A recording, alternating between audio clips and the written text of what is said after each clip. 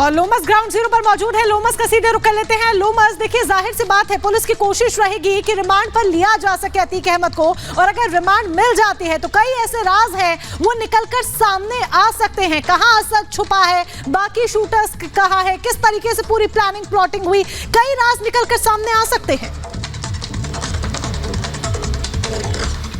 हाँ, बिल्कुल बिल्कुल आपने सही कहा। अगर रिमांड पुलिस को मिल जाती है कोर्ट से तो कहीं ना कहीं पुलिस का रास्ता साफ हो जाएगा।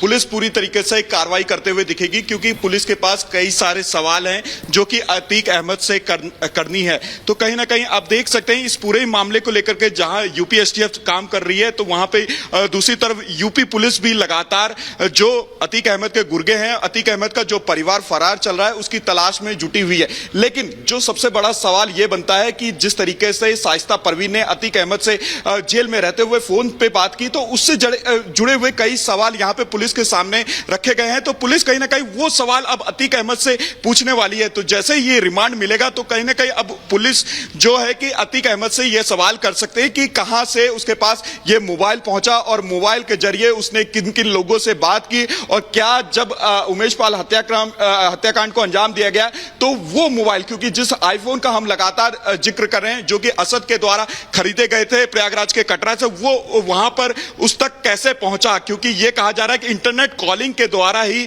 अतीक अहमद लगातार ही असद के साथ और अपने परिवार के लोगों के साथ संपर्क में था। उसके द्वारा निर्देश वहां से साबरमती जेल से भी दिए जा रहे थे, और साथ ही बरेली जेल से, जो कि अशरफ उसका छोटा भाई वहां पे कैद है, उसके द्वारा वहां बरेली जेल से कई सारे निर्देश दिए जा रहे थे। आपको यह भी मैं जानकारी दूंगा कि जिस तरीके से आपको याद होगा कि अशरफ ने एक मीटिंग बुलाई थी बरेली जेल में, जो 8 लोग, जो गुर्गे 8 लोग और साथ ही असद भी पहुंचा था अशरफ से मिलने के लिए, और वहां पर यह तय होता है कि कैसे उमेश पाल हत्याकांड को अंजाम दिया जाए। और कुछ ही दिन के बाद उमेश पाल को सरेआम गोली मार दिया जाता है, उसके ऊपर बम फेंका जाता है। तो कहीं ना कहीं आप समझ सकते हैं कितनी बड़ी ये प्लानिंग थी। अब उस प्लानिंग को लेकर के कहीं ना कहीं अतीक अहमद से यहां पर पुलिस के द्वारा पूछताछ की जा सकती है, और साथ में अब देखने वाली बात होगी कि कब और कितने समय के बाद अब अतीक अहमद को फिर से साबरमती जेल से सड़क के रास्ते यूपी पुलिस प्रयागराज लेकर के पहुंचती है। बिल्कुल लोमस, और तैयारियों के हम देख रहे हैं साबरमती के बाहर भी किस तरह की तैयारियां हैं, ये भी आपसे समझना चाहेंगे कि क्या ये वही टीम है, सेम टीम जो पहले प्रयागराज लेकर आई थी साबरमती जेल से अतीक अहमद को, क्या तमाम चीजें वही की वही हैं?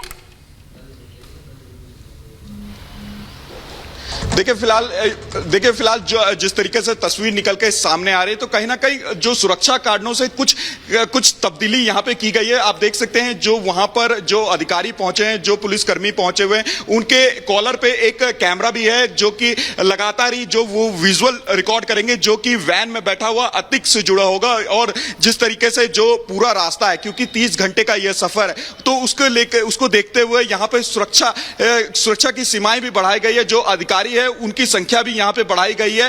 पहले से ज्यादा यहां पे सुरक्षा के बीच में अतीक को लाने की तैयारी में है। लेकिन अभी आपको बता दें कि जिस तरीके से अभी जो खबरें निकल के सामने आ रही है कि अभी भी उसको लेकर के प्रोसेसिंग, जो जेल मैनुअल को लेकर के प्रोसेसिंग अभी भी की जा रही है। जो अधिकारी यूपी से पहुंचे हैं साबरमती जेल, उनके द्वारा जो प्रोसेस है वो वहां किया जा रहा है। लेकिन अब देखने वाली बात होगी कितने बजे का वो समय मुकर्रर होता है जबकि अतीक अहमद को जो यूपी एसटीएफ है, जो यूपी पुलिस है, वापस प्रयागराज लेकर के निकलती है। पिछली बार लाया गया था अतीक अहमद को, तो एक बदहवासी सी नजर आई थी अतीक अहमद के चेहरे पर। पहले कह रहा था कि मुझे कोर्ट के कंधे पे बंदूक रखकर ये डरा रहे हैं, मारने की साजिश है। फिर उसने शुक्रिया किया था मीडिया का। तो वो एक अलग अलग दौर से गुजर रहा था। इस बार भी डर और दहशत माफिया के चेहरे पर नजर आने वाली है, क्योंकि ये पार्ट 2 है।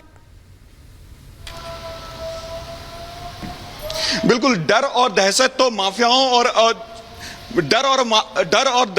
माफियाओं के चेहरे पे उसी समय दिखने लगा था जब योगी की सरकार उत्तर प्रदेश में बनी थी। जिस तरीके से यूपी में योगी की सरकार बनने के बाद खुद योगी आदित्यनाथ ने साफ तौर पे यह क्लियर कर दिया था कि अब उत्तर प्रदेश में ना तो माफियाओं का राज होगा, ना तो डॉन का राज होगा। अब केवल राज होगा तो एक समान आदमी का, एक समान राजनीतिक पार्टी का, जो आम लोगों के लिए काम करेगी, ना तो गुंडों के लिए काम करेगी। आप साफ तौर पर देख सकते हैं जैसे योगी की सरकार यहाँ पे बनती है, उसके बाद ये पूरी तरीके से तस्वीर क्लियर हो जाती है। लगातार जो माफिया डॉन होते हैं या तो उत्तर प्रदेश छोड़ के भाग जाते हैं या फिर अब केवल वो जेल में देखने को मिलते हैं। तो आप तस्वीर यहां पे देख सकते हैं कि किस तरीके से अतीक अहमद अब तक जेल में बंद है। जिस तरीके से लगातार ही उसके गुनाहों का एक एक पर्दा हटते जा रहा है, वो उसके ऊपर केस मामले नए निकल के खुल करके सामने आ रहे हैं। आपको हमने कई पीड़ितों से बात कराते हुए दिखाया कि किस तरीके से जो पीड़ित है वो काफी दिनों से परेशान चल रहे थे, लेकिन योगी की सरकार जैसे ही उत्तर प्रदेश में बनती है उसके बाद वो खुल करके सामने आते हैं और अतीक अहमद को लेकर के बड़े बड़े खुलासे करते हैं। हमने साबिर को लेकर के भी दिखाया था कि साबिर कितने दिनों से परेशान चल रहे थे, कितने सालों से वो अपने घर नहीं जा पाए, लगभग 5 सालों से वो अपने घर नहीं जा पाए क्योंकि अतीक अहमद के गुर्गे लगातार उसके पीछा कर रहे थे और उसको परेशान करने की कोशिश कर रहे थे। और एक हमने 30 साल पुराना एक केस भी दिखाया था किस तरीके से एक महिला को उसके बिल्कुल हमारे साथ एक हमारी साथी भी जुड़ी हुई है, उनके पास हम चलते हैं। हमारे साथ प्रियंका जुड़ी हुई है साबरमती जेल से और साथ ही उनके पास कई नई जानकारियां हैं, उनके पास चलते हैं। जी प्रियंका।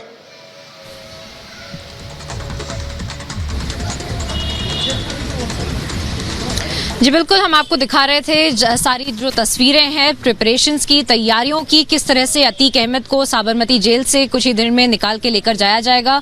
और वही तस्वीरें आपको दिखाते हुए हम आपको दिखा रहे हैं किस तरह से सिक्योर वैन्स जो हैं यूपी पुलिस की तरफ से 2 लेकर आई गई हैं। और यही जो 2 वैन्स हैं वो जो थी कॉन्वॉय पूरा जो बनाकर लेकर जाया गया था, पिछली बार अतीक अहमद को इसी सिक्योरिटी वैन में लेकर जाया गया था और उसी के साथ साथ सारे जो पुलिसकर्मी हैं, जो गनमैन हैं, वो साथ में मौजूद थे। 6 गनमैन एक सिक्योर वैन में मौजूद थे, उन्हीं के साथ साथ 2 ड्राइवर्स मौजूद थे। जैसा कि हम दिखा रहे हैं आपको बार बार, पूरी रात तक का पूरा सफर था पिछली बार भी और इस बार भी लक्षण यही लग रहे हैं कि ओवरनाइट सफर करके 1100 किलोमीटर से भी ज्यादा लंबा सफर तय करके जाएंगे। यूपी पुलिस अतीक अहमद को लेकर जाएगी, इसी 2 वैन्स में लेकर जाएगी। और जैसा कि पिछली बार हम दिखा रहे थे कि 2 ड्राइवर दोनों सिक्योर वैन्स में तैनात है, जिससे कि अगर ओवरनाइट बिना रुके पूरे कॉन्वॉय को लेकर जाना हो तो कोई भी ह्यूमन एरर की वजह से कोई भी दिक्कतें ना आए, वो सारी चीजें ध्यान में रखते हुए ये पूरा कॉन्वॉय को तैयार किया गया था। और जैसा कि हमारे सहयोगी और भी दिखा रहे थे कि सारे जो यूपी के पुलिसकर्मी जो हैं वो बॉडी कैमरा के साथ भी यहाँ पर तैनात थे। और उसी के साथ साथ जो प्रयागराज जेल के बाहर जो सिक्योरिटी ध्यान में रखी जा रही है, वही सारे जो गेयर है वो भी वही लेकर आएगी। पिछली बार में बिल्कुल आपको हम रोकना चाहेंगे, इस बीच बड़ी खबर अपने दर्शकों को बता दें, सबकी नजरें अब साबरमती जेल के बाहर टिकी हुई हैं क्योंकि अतीक अहमद को लेकर किसी भी वक्त प्रयागराज पुलिस जो है वो प्रयागराज के लिए निकल सकती है। हम इस वक्त उमेश पाल के ही घर पर मौजूद हैं। यहाँ पर सुरक्षा को लेकर इंतजामात क्या